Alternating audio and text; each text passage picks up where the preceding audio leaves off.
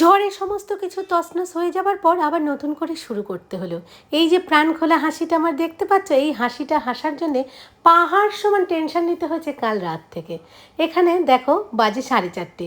বোন, সুপ্রীতি, ডল, ইলুদি ওরা গোছগাছ করছে। আমার না হাত পা পুরো কাঁপছে, কীভাবে যে পুজোটা হবে, কী করব বুঝতে পারছি না। ডল বলছে, মা এক কাজ করো, নিচের একটা ঘর পরিষ্কার করে নিয়ে ওখানে মায়ের পুজো দিই। কিন্তু আমার মনটা চাইছে না। আমি চাইছিলাম একটু খোলামেলা জায়গায় সুন্দরভাবে মায়ের পুজো হবে, আর অনেক লোক নিমন্ত্রিত, সবাই মিলে বসবে। আমি আবার নিচে নেমে আসলাম, জানো তো। এসে দেখছি প্যান্ডেলের সবে বাঁশগুলো খুলে এক জায়গায় করা হয়েছে। জানি না 7টার সময় ঠাকুরমশাই আসবে, পারবো কি না। ডল বলছে, মা 7টা না হলে 9টায় বসবে, তাতে কি হয়েছে, কালী পুজো তো রাত করেই হয়। আমি বললাম সে ঠিক আছে, কিন্তু আমি চেয়েছিলাম সন্ধেবেলায় বসবো। তো বোনরাও সমস্ত কিছু গোছগাছ করে তারপরে ওরা একটু রেস্ট নিচ্ছে। বলছে প্যান্ডেলের কাজ হোক। এখন কিন্তু বেজে গেছে 5:45। এরই মধ্যে ডল অনলাইনে দুটো মালা অর্ডার দিয়েছিল, মালাগুলো চলে আসলো। এত সুন্দর না মালাগুলো, মাসি কতগুলো মালা দিয়েছে, সেগুলো ডলের পছন্দ হয়নি। এবার ডল বলল, মা তুমি আস্তে আস্তে রেডি হয়ে নাও, লোকজন চলে আসবে, সবাই জানে সন্ধ্যে 7টার সময় পুজো, নেমন্তন্ন করার সময় তো বলেছো। সত্যি কথা বলতে সাজগোজ করতে একটু আর ভাল লাগছে না। কোনো রকমে মুখে একটু মেকআপ করে লাল একটা শাড়ি পরে ভাবলাম মাকে আগে বরণ করে নিই, তারপরে শাড়ি চেঞ্জ করব। আর বোনও এবার টাইম মতো চলে এসেছিলো, ইলুদিকে নিয়ে, সুপ্রীতি, ডল সবাই মিলে ছিল। গোছগাছ কিন্তু আমাদের পুরো কমপ্লিট। শুধু মাকে যদি নিয়ে আসতে পারি, প্যান্ডেলে বসি, সব প্রসাদগুলো নিয়ে চলে যাব ওখানে।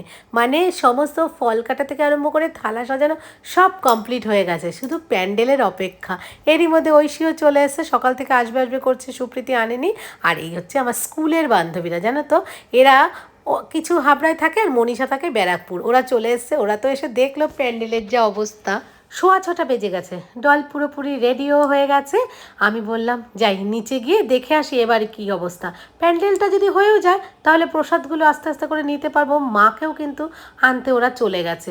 পিন্টুই বলেছে মাকে আনতে যাও, আনার মধ্যেই কিন্তু হয়ে যাবে। এসে দেখলাম বাঁশ লাগানো হয়ে গেছে, আর মায়ের জায়গাটাই করা হচ্ছে। অন্য জায়গাগুলো করতে গেলে অনেক রাত হয়ে যাবে। আমি বললাম ঠিক আছে, মা বসার জায়গাটা অন্তত ঠিকঠাক করে করে দাও। এই দেখো সবাই আমরা নিচে এসে ওয়েট করছি প্যান্ডেল কমপ্লিট হওয়ার জন্যে। আর ভাই, সরস্বতী, রাজ ওরা চলে গেছে ঠাকুর আনতে। মা আসার সময় বাজি ফাটানো হবে বলে ভাই, রাজ, সরস্বতী প্রচুর বাজি কিনেছে, জানো তো। আমার তো রয়েছে টেনশন, আর ওরা বাজি ফোটানোয় ব্যস্ত। সকাল থেকে এত চেষ্টা করা হচ্ছে, প্যান্ডেলটা কিন্তু কমপ্লিটই করতে পারেনি। মাও ঢুকলো আর প্যান্ডেলও কমপ্লিট। দেখতে পেলে তো প্যান্ডেলের জায়গাটা আবার ন্যাকড়া দিয়ে মোছামুছি হচ্ছে। মানে সবই মায়ের ইচ্ছা। মা আমাকে একটু পরীক্ষা নিল যে কতটা কষ্ট আমি সহ্য করতে পারি। যাই হোক, প্যান্ডেল কমপ্লিট হলো। মাকেও আমরা বরণ করে নিলাম। প্রথমে ডল বরণ করলো, তারপরে আমি বরণ করলাম।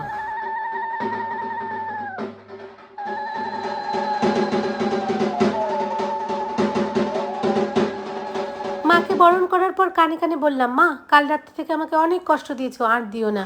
এবার খুব ভালোভাবে যেন পুজোটা হয়, লোকজন সব যেন এসে আনন্দ করতে পারে।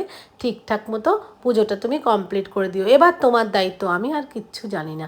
মায়ের গলায় এক এক করে মালাগুলো পরিয়ে দিলাম, আমিও পরালাম, তোমাদের দাদাভাইও পরিয়ে দিল, ডলও পরালো। কিন্তু আমাদের রাজবাবুকে কোথাও খুঁজে পাচ্ছি না যে ওকে দিয়ে একটা মালা পরাবো মায়ের গলায়। সমস্ত মালাগুলো মায়ের বুকের ওপর থেকে হাতের ওপর দেওয়া হচ্ছে, কারণ মায়ের মাথার মুকুটটা নাকি পড়ে যেতে পারে মালা দিলে, এটা বলেছিল যারা ঠাকুর বানিয়েছে। ডল তো কিছুতেই শুনবে না, বললো গলায় একটা মালা থাকবে না তাই কি হয়। যাই হোক, সমস্ত কিছু গোছ গাছ করে পুজো শুরু হলো তখন 8:15। তাড়াতাড়ি কিন্তু পুজোটা শুরু হয়ে গেছে, খুব বেশি দেরি হয়নি। এই হচ্ছে আমার মায়ের ফাইনাল লুক। কেমন হয়েছে আমার মা তোমরা কিন্তু কমেন্ট করে জানিও। এই হচ্ছে আমার বাবা। মা আসতে পারেনি, বাবা এসছে দেখে আমার মনটা খুবই ভালো লাগলো। আমার বাবাও খুব পুজো এগুলো ভালোবাসে। এই হচ্ছে দিদি, মানে ডলের শাশুড়ি মা। দিদিও চলে এসছে টালিগঞ্জ থেকে, এবার পুজোয় বসে পড়লো। সত্যি কথা বলতে শেষ পর্যন্ত পুজোটা যে এইভাবে আমি করতে পারবো আমি ভাবিনি, জানো তো। হয়তো মা আমার একটু পরীক্ষা নিল আমি কতটা সহ্য করতে পারি, আমার কতটা সহ্য ক্ষমতা। এমন অবাক কাণ্ড, জানো, যাদের যাদের নিমন্ত্রণ করেছি সমস্ত লোকজন এসছে। যত লোক নিমন্ত্রিত ছিল তার থেকেও 40 জন লোক বেশি এসছে। খুব ভালো লাগলো আমার যে আমার মায়ের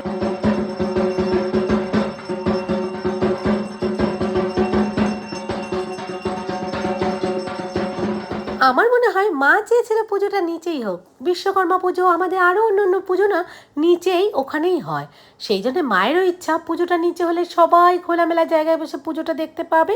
অনেক বয়স্ক মানুষরা ওপরে না 3 তলায় ঠেঙে উঠতোও না, আর মা চায় সবাইকে নিয়েই কিন্তু হোক পুজোটা, সেই জন্যেই হয়তো প্যান্ডেলটা উপরে ফেলে দিয়েছে। খুব একটা আমার ক্ষতি হয়নি, আমার মানে একটা জলের ট্যাঙ্ক শুধু ভেঙেছে আর খুব টেনশান হয়েছে। এছাড়া সবাই ভীষণভাবে কোঅপারেট করে আমার পুজোটাকে করে দিয়েছে তাড়াতাড়ি।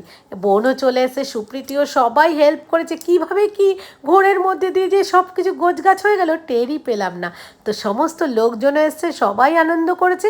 আর সব থেকে বড় পাওনা, সবাই বলছে যে মায়ের মুখটা এত সুন্দর আর পুজোটা এত সুন্দর হয়েছে, সবাই বলছে পুজো ছেড়ে যেতেই ইচ্ছা করছে না। আর মায়ের মুখটা দেখে মনে হচ্ছে যেন মা একেবারে জীবন্ত। রাজের বন্ধুবান্ধবরাও কিন্তু এসছে।